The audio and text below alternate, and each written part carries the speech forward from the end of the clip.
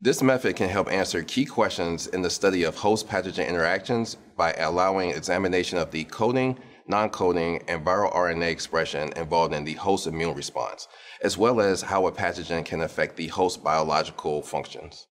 The main advantage of this technique is it presents a protocol optimized for the processing of mRNA and non-coding RNA from Globin-reduced RNA-seq libraries from a single whole blood sample.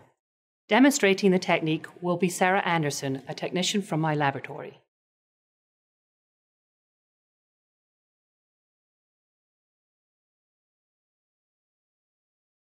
Start by centrifuging the blood tubes at 50-20 × G for 10 minutes at room temperature. Working in a biological safety cabinet, after removing the supernatant, add 8 milliliters of RNase-free water to the pellet. Close the tubes and vortex the pellet until it is visibly dissolved.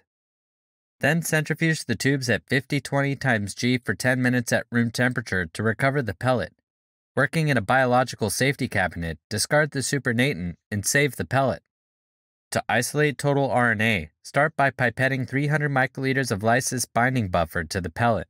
After vortexing, transfer the mixture from each tube to a new labeled 1.5 milliliter centrifuge tube. Add 30 microliters of homogenate additive from the mRNA isolation kit. Vortex the tubes and place on the ice for 10 minutes.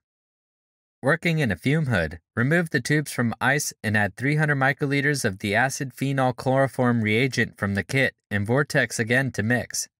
After centrifuging at 10,000 × G for 5 minutes at room temperature, carefully remove aqueous